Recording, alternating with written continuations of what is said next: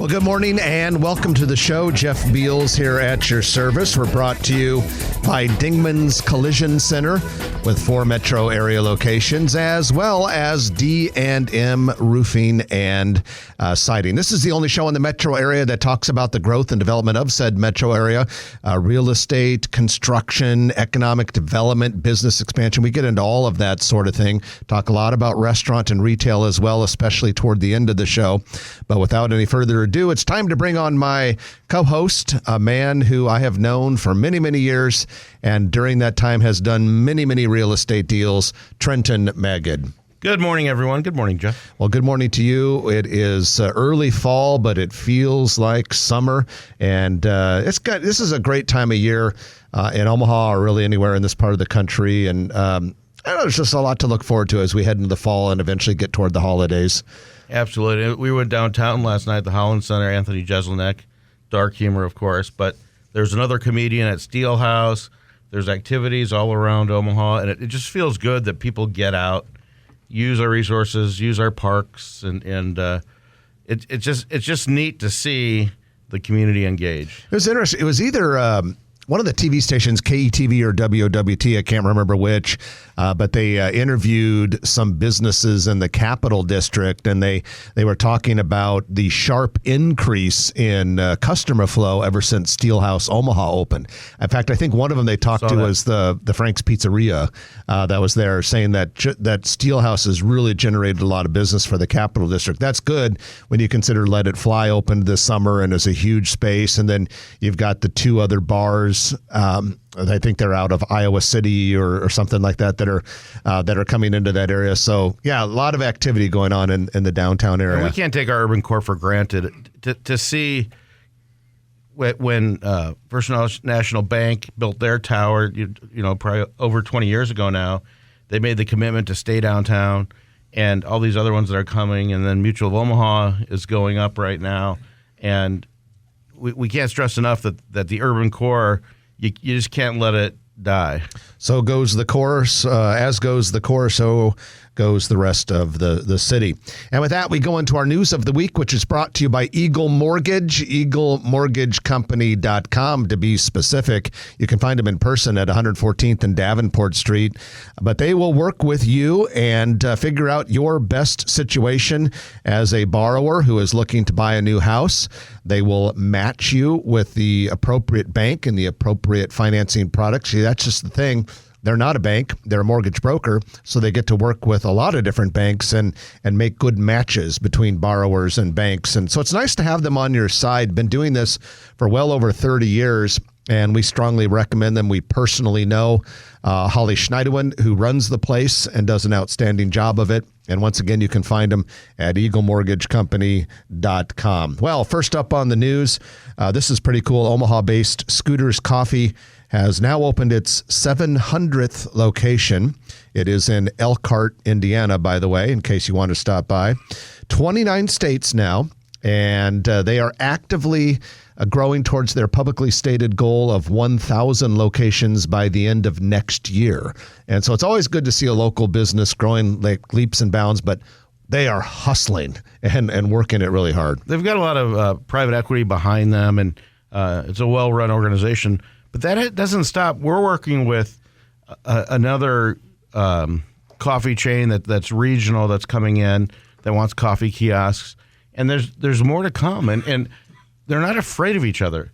Scooters has always gone next to Starbucks, and for whatever reason, I know it's a liquid business, and I always use that joke. But pretty funny. Thank you, sir. But we're running out of pad sites and end caps. Well, I remember many, many years ago, for some reason, I got tricked into going to a Shrek movie, and there was one funny scene in it. There was some sort of disaster, and a bunch of people were in a coffee shop with a lot of green around it, so it was implying like it was Starbucks, but it didn't say Starbucks. And then all of a sudden, they ran across the street to the other Starbucks location across the street. It's kind of getting that way. Now, this coffee chain you're working with, what's that? It's Mocha Java. They're out of Wisconsin. They have locations in Alaska and Minnesota. And check them out online, Mocha Java. And we're just reviewing locations right now. Very cool. Well, we have our new Brad Williams construction update video posted on growomaha.com. Highly recommend you take a look at it. If you want to see it, just go to the Grow Omaha website. And when you get there, you will see navigation bar. It says shows. And one of the shows on the drop down is the construction video. Brad does this several times a year. It's sponsored by Leader Construction. But in this month's video, pretty much every bit of it is shot from the sky. A couple times a year, Brad will rent a helicopter and he goes and just shoots videos and stills of cool construction projects. But some of the projects you'll see in this month's video: Gretna Logistics Park, which is south of Nebraska Crossing, the Facebook data center campus, the two Google data centers that are on the Nebraska side of the metro. He doesn't shoot the Council Bluffs ones this time. Casino construction progress at Horseman's Park, Mutual of Omaha Tower, the Crossroads, Kennedy Square on North 30th Street, all sorts of stuff, and really cool seeing those aerial videos. People that haven't been in Omaha for a while, if they see this video, I sent this to a couple of people that are from Omaha but maybe live in Kansas City and other places. They just can't believe the amount of construction that's going on here. Yeah, sometimes despite the fact that you and I talk about this every week on the radio, I can't believe all of the construction that's going on here. Habitat for Humanity of Omaha is adding office space at a second location to accommodate their growth and activity. So Habitat will lease space in the Ashton building at Millwork Commons. This is part of North Downtown near 13th and Cumming Street. Now, Habitat will continue to utilize their existing office space at 24th and Clark Street. And then we got some good news here. The Nebraska Vietnam Veterans Memorial in Papillion, which is just south of the Sumter Amphitheater. The actual address is 11691 South 108th Street. Is under construction now. Grading has started. They're doing the dirt work there. This is going to be a $7.3 million project expected to open next June. And this is not just going to be your ordinary run-of-the-mill memorial. It'll also have very much of a park environment and feel. Educational aspect, and it'll be a lot of black granite, I believe. And super proud of Brian Thomas in our office, who is on the board of the Veterans Memorial Park Committee, and he served 24 years in the Air Force. Yeah, and Brian, a lot of people recognize that name because he's a frequent guest co-host here on Grow Omaha. And finally, construction is underway, and a small building has been removed at 30th and Leavenworth for the Square Apartments. This is going to be a pretty nice size building, 4 stories, kind of long. It's going to take up like an entire block or more. 73 apartment units in there. And that area, Trenton, around 30th and Leavenworth, is really blowing up right now because you had the Mill Coffee Shop open earlier this year, and there's a lot of storefront businesses opening up along that stretch. You go just a little bit further to the west, a lot of activity related to the Med Center. I can remember when you and I were growing up in Omaha, Leavenworth was kind of like a ugly corridor. Lock your doors. We've talked about that before on here over the years, and I've sold some buildings there. Leavenworth is really getting modern and it's looking good and being rejuvenized. Yeah, Leavenworth, if it keeps rejuvenated, that should be. Yeah, if it keeps going the way it's going, and there are other projects planned on that Leavenworth corridor, it's going to be one of the cooler urban corridors in town.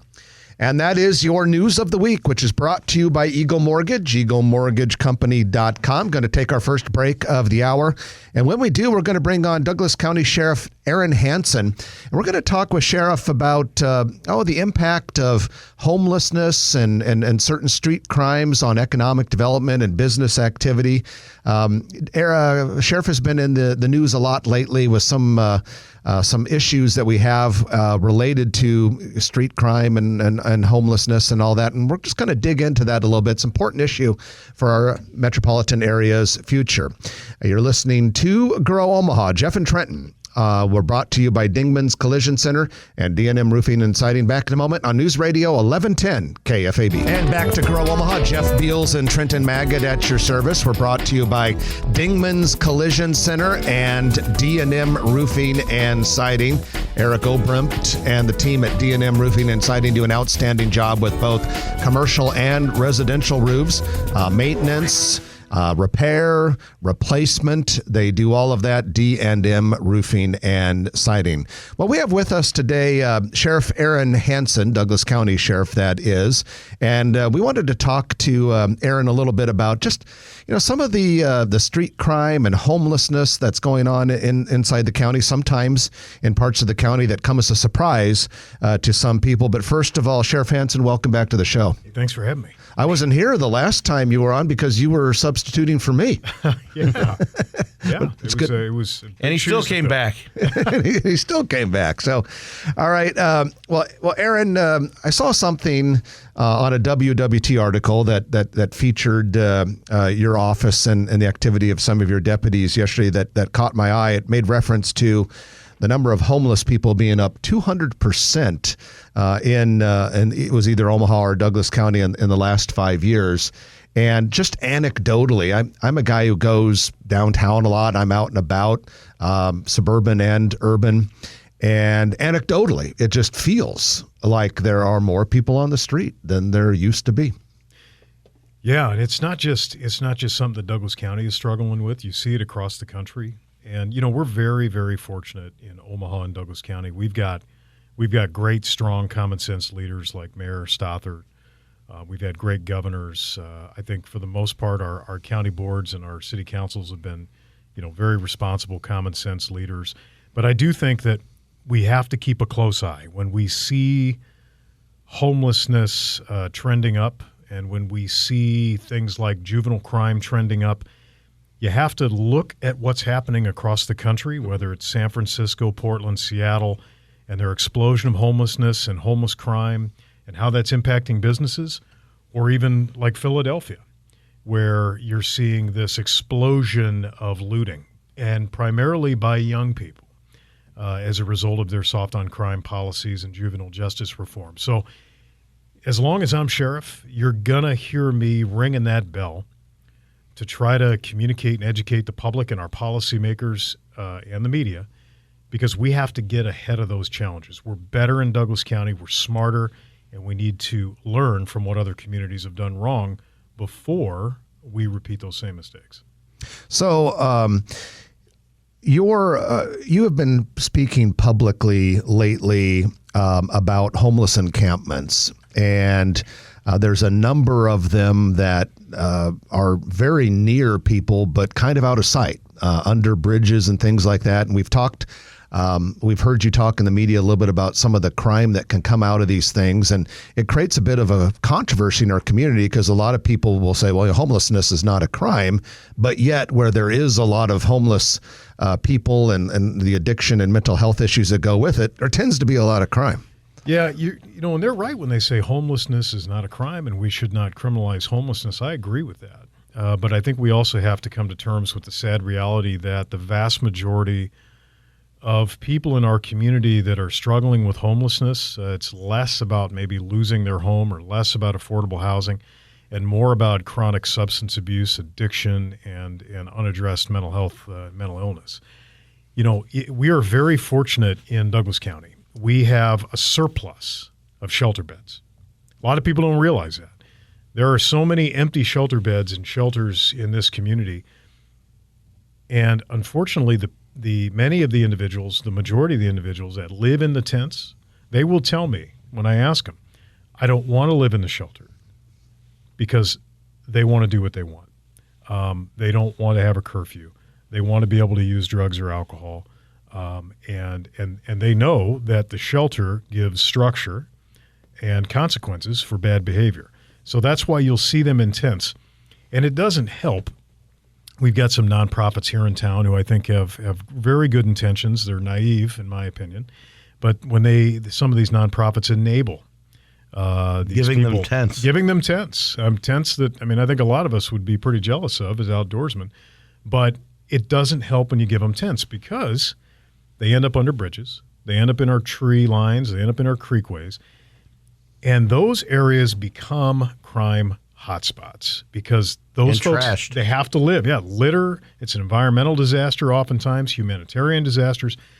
And those individuals have to eat. And how do they eat? Well, they usually eat by stealing from others, either stealing property and selling or stealing property to fuel their drug addiction. And we have to come to terms with how sad that reality is if we can really find a solution that's long-term. So go ahead, Trenton. Well, as you were talking about, how do you help someone who doesn't want to be helped or doesn't know they need help? They don't want the curfew of the shelter. They want to have their own lifestyle, and you can't lock them up. Well, you can lock them up if they've committed a crime or whatever, but it's really a conundrum, isn't it? Yeah, it's going to take a multi-front approach. And so let's take, for example, the sting operation that my agency did in Millard here lately. So we received multiple complaints from parents about mentally ill, allegedly drug-addicted homeless men in the Millard area that were, when I say molesting, I don't mean sexually molesting, but molesting young people, stealing their bikes, chasing after them, making them feel afraid. And so we set up an operation, knowing that these individuals like to steal bikes for whatever reason, set out a very valuable bike, which was provided to us by a nonprofit here locally, Team Bike Rescue of Omaha. And within 40 minutes, the target, the suspect that we knew was molesting young people, stole the bike. And so knowing that we had tried every other option, we tried connecting him with services, he refused. He went to jail. Charged not only with stealing the bike that we put out in the operation, but stealing the young man's bike a few days prior. We coordinated with the county attorney to go to the judge and say, Your Honor, if he gets a cash bond, which he will, give him strict structure. Put him on 24/7 supervision, potentially an ankle monitor, make him report daily to take a drug test to ensure that he's not drinking or drug impacted. Give him intense structure if he does get released. That's the type of innovative problem solving we're going to need. But ultimately, he's going to get out from underneath these charges. He'll serve his time. And we need to figure out, where does he go next? And that's where the behavioral health infrastructure discussion starts, whether it's an additional regional center like we have in Lincoln. We need one in Omaha, in my opinion. Or whether it's enhanced private behavioral health infrastructure like in the various hospital systems. We need better infrastructure. Okay, so we keep hearing a lot about that, the lack of behavioral health and mental health services facilities and the fact that it's a crisis. Any idea about what it would take, other than just money, what it would take to make something like that happen? I mean, it does seem kind of crazy that we don't have a version of the Lincoln Regional Center in where most of the people are in the state. First, what is the Lincoln Regional Center? It's not are you talking about a prison, or are you talking about? No, it's actually managed by the Department of Health and Human Services. It is a mental health facility, and it's primarily used by the various boards of mental health across the state. It's a locked facility, though. It is a secure facility, and so unlike maybe a standard inpatient treatment center, you can't just walk out. And it's designed and staffed appropriately, knowing that they're dealing with high-risk mentally ill individuals. And so that's, again, I've talked to the sheriff in Lancaster County. I said, hey, is it great having a regional center in your county? I mean, it's got to be great, right? And he goes, no, because it's always full with people from Douglas County, with people from across the state. They struggle to get people into it as well. So if you have a person, man or woman, who is dealing with drug abuse, mental health issues, they're on the street, they don't have connections with family, they interpersonal skills, what have you. If they don't have income, a job or handouts or something, and structure in their lives, how do you put those people on a course to reform and become not just productive citizens, but to better their lives?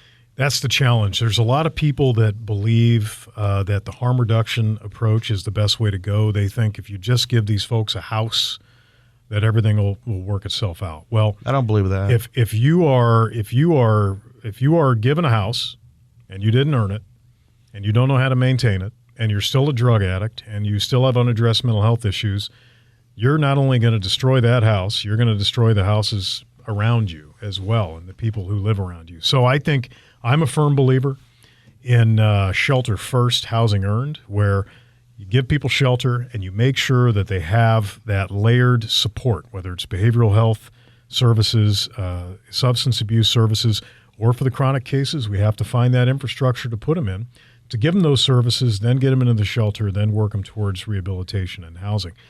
But what I've heard is a common theme, whether it's parents of kids, private homeowners that are struggling with these challenges in their communities, I hear a lot from the business owners. The business owners are like, this is hurting my business. People don't want to come into my restaurant.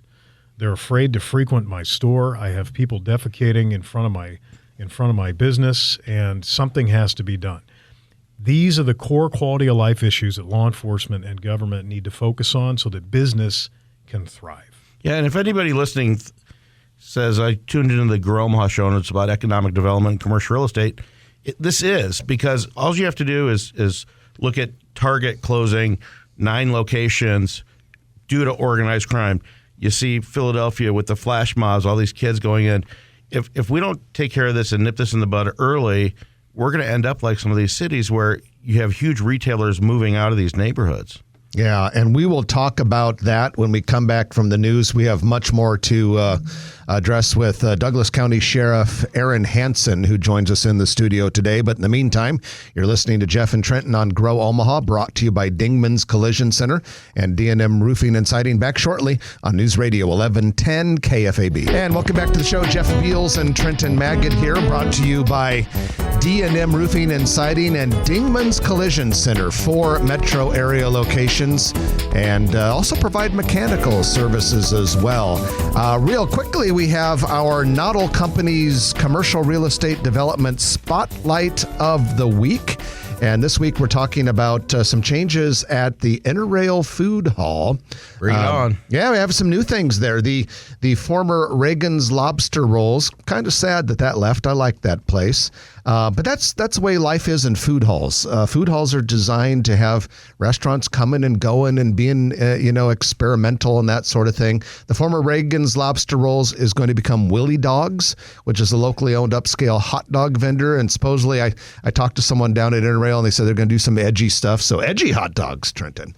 And square hot dogs. Also, former Soulful space right next to Willie Dogs is going to be Sweet Treats Mini Donuts, but that's a good place to go for lunch or something in Interrail Food Hall. Yes, sir. I'll bring it on. I'll frequent that. I'll go there. Yeah, I enjoy going over there. And so we want to encourage you to check out Noddle Companies.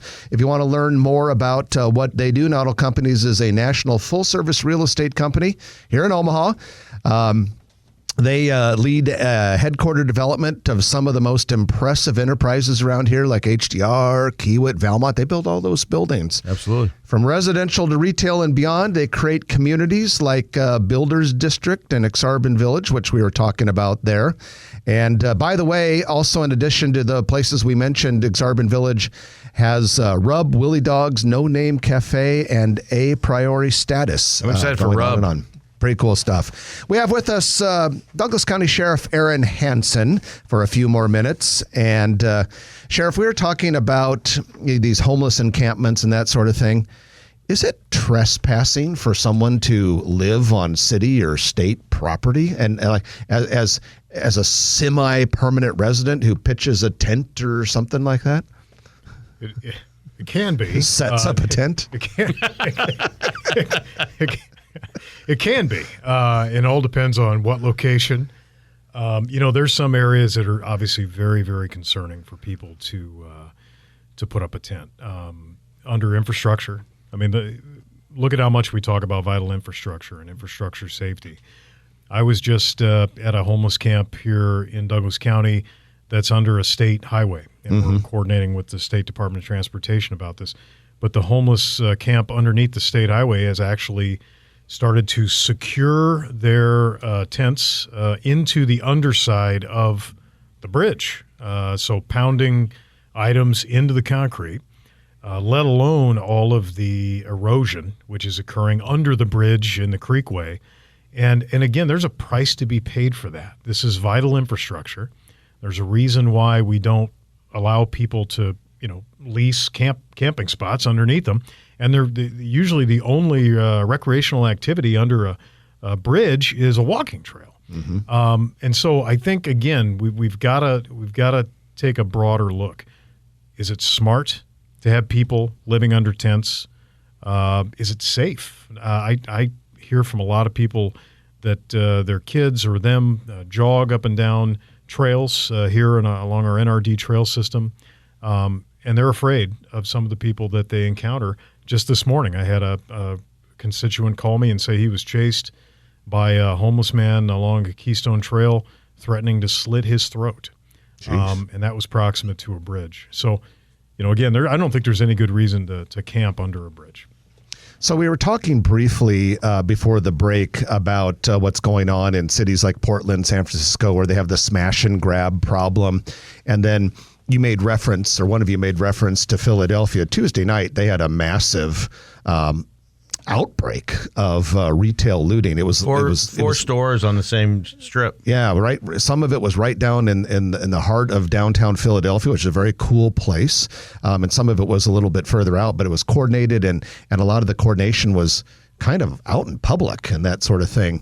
So thoughts about that. Part of that is they're they have some pretty laxed prosecutors in places like Philadelphia for things like that, but. From your perspective as sheriff, what do we do to make sure we never get anywhere close to what happened Tuesday night in Philadelphia? Well, unfortunately, some of our public policies we've made lately, we were edging that direction. It was good to see our county board recently decide to keep DCYC, our youth center, open, not replace it with a smaller youth center.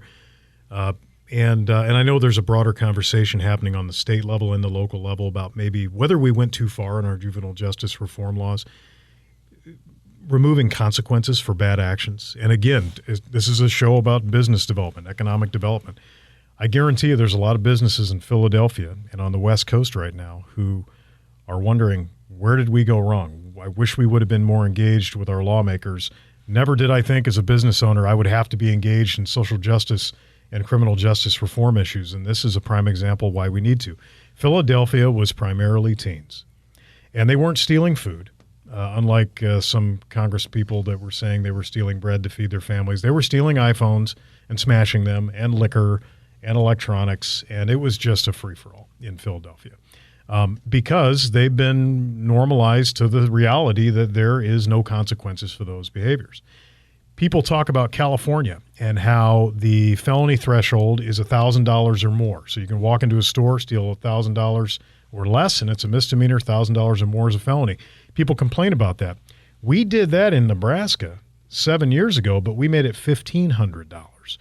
Less than $1,500 is a misdemeanor. And we had state senators last session asking to up that even more. So these public policy decisions have consequences. We need to think about innocent people in our business community when we're making them.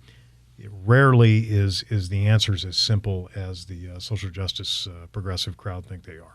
One last question before we get you out of here, Sheriff, and that is, we've got a lot of people listening to the show right now, undoubtedly, who are really focused on the human side of this whole deal.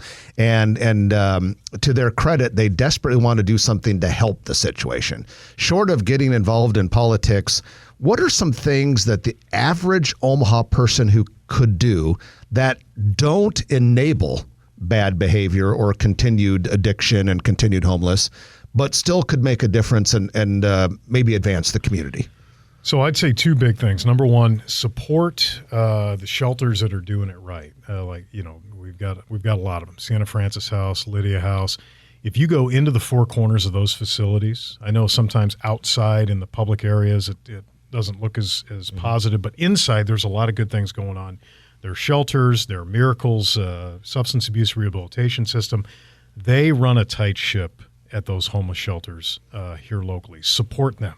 But also, even more, just as important, be engaged with your elected officials on the county level, the city level, the state level, and the federal level. Everyone needs to do their part to make sure we address this challenge, because ultimately, if everyone's not acting as a coordinated team on this, we're not helping the vulnerable people that need that help the most, whether they want it or not. And we're sure as heck not helping the innocent people and innocent business owners that are proximate to those vulnerable people. So we need to keep the conversation robust, and we need to be honest about the challenge. Well, Aaron, we appreciate you joining us. Thanks to you and your deputies and all the civilian employees that are doing such a great job for us. Appreciate you being here. Thank you very much. Sheriff Aaron Hanson, Douglas County. When we come back, we have our Turner Construction Lightning Round, in which we have a whole bunch of things on the list, so stay with us. You're listening to Grow Omaha on News Radio 1110 KFAB. And welcome back to the show. Jeff Beals and Trenton Maggot, brought to you by Dingman's Collision Center and D&M Roofing. And ladies and gentlemen, it is time for your Turner Construction Lightning Round. Thank you, Turner Construction, for sponsoring this and making it possible. Turner Construction is one of the world's most known and respected general construction contractors, doing things as big as massive overhaul of critical buildings at Offutt Air Force Base, and as big as the Sarpy County Data Center on three corners of Highway 50 and Cape Hart Road, but also doing medium and small-sized projects as well. So many companies in Omaha have had Turner Construction redo their office space and build out their retail bays. And so they really truly do it all. And they've got the deep bench and the deep expertise of a big company. But here in Omaha, they are staffed and operated by people that have been in Omaha construction their entire careers and have a deep-seated knowledge and love for the Omaha community and the Omaha economy. Turner Construction, sponsor of the Lightning Round. Oh, good grief, Trent. We've got some good ones. We got a new restaurant going into the old Michael's Cantina in the old market. Yes, sir. Voodoo Taco, who has a few locations.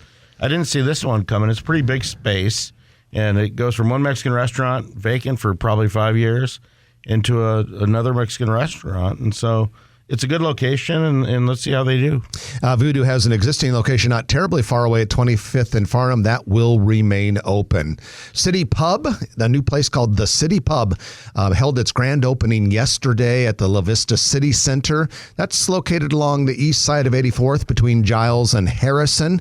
This is a gastro pub, and second-story seating area has views of the Astro and La Vista's new Central Park. That's kind of cool. Omaha's own 311 played last night. Oh, really? They're talking about activity, a couple comedians downtown, 311 in La Vista, and there's some great pictures online, and it'll be interesting to see the inside, because that's an outside and an inside venue. And we were talking about this Wednesday. We're like, Omaha's gotten to the point where there should be live music or a good show that someone could go to pretty much every night of the week. Yep. That's where we're getting, and so that's awesome. Noli's Pizzeria plans to open another location at 63rd and Center, just west of Jimmy D's Sports Bar. They have existing locations in Blackstone, Regency Landing, and in Gretna. De Leon's Tacos plans to open sometime in December in a former Subway sandwich building, which really looks more like a former Long John Silver's building because it originally was, at 3021 South 84th Street. And, okay, this is interesting. The former Razzie's Deli building at 2615 North 90th Street is under renovation, and it will become Grateful Green Hemp and THC dispensary. Just what we needed. We need more of those. What we need more are more hemp dispensaries and more frozen yogurt places and more check cashing places. Yes. Pine and Black Bistro and car washes. Pine and Black Bistro held its official... I was waiting for that. I was going to say coffee, but given our earlier discussion, I thought that might not be appropriate. Pine and Black Bistro held its official ribbon cutting this week for a new restaurant in Papillion. I have yet to try it, but I hear it's pretty good. And let's see, what else can we talk about? The Hy-Vee grocery store at 180th and Q Street is adding on to the west. It's going to be a Hy-Vee Aisles online grocery pickup facility, and construction is scheduled to be complete for that new edition by late November. Remember the days, Trenton, when everyone just had to go to the grocery store and get their groceries? Yeah, pick their own vegetables. Although when our parents were kids, they had the milkman and vendors that would come to the door. So maybe we're kind of I going remember back. having the milk box. The milk box, yep. My grandma had a milk box on the front porch when I was a little kid. We used to play with it. The former Ronald J. Pelagi office building at 3131 South 72nd, that's just a little bit north of Grover, has been demolished. A Silver Star car wash will be built on site.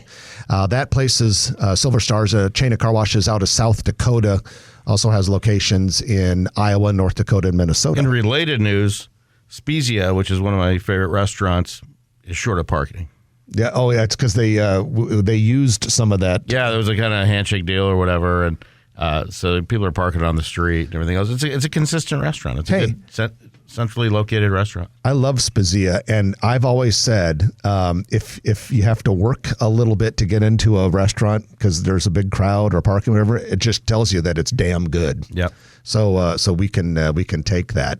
Nebraska Owners Insurance Company has leased a little over 6,000 feet at 133rd and Birch Street.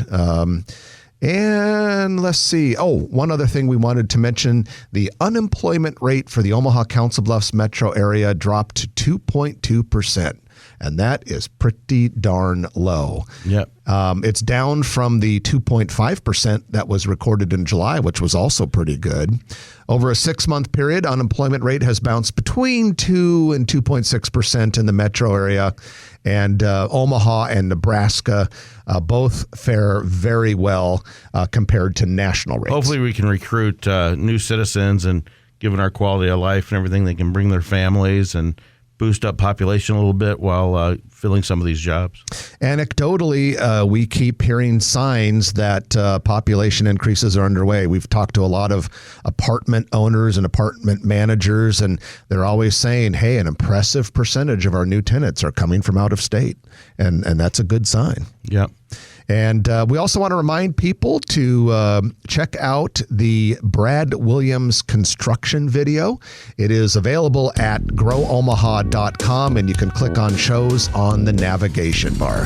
Well, that's it for this week. Hope everyone enjoys this summer weekend at the beginning of fall. I'm Jeff Beals. And I'm Trenton Maggot. You've been listening to Grow Omaha, brought to you by Dingman's Collision Center, D&M Roofing and Siding, and Turner Construction. We'll chat with you next week at 9 o'clock right here on News Radio 1110 KFAB. If you like this video, be sure to hit those like and subscribe buttons. And remember, Grow Omaha is not just media. This is a mission. We are trying to build up Omaha and make it an even better place. We can only do that with your help. Share this video with your friends, neighbors, and family.